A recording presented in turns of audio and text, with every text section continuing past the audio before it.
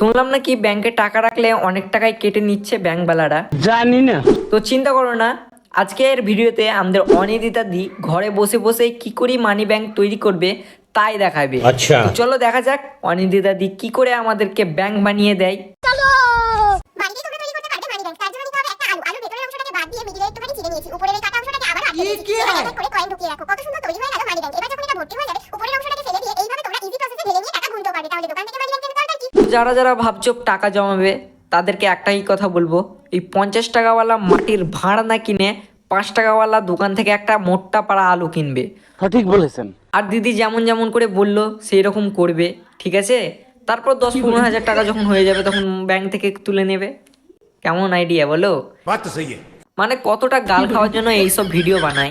আমি যদি গাল দিতে পারতাম না তাহলে ऐसे ऐसे गाली दूं, ऐसे ऐसे गाली दूं ना, जिंदगी भर याद रखें ये बड़े भाई।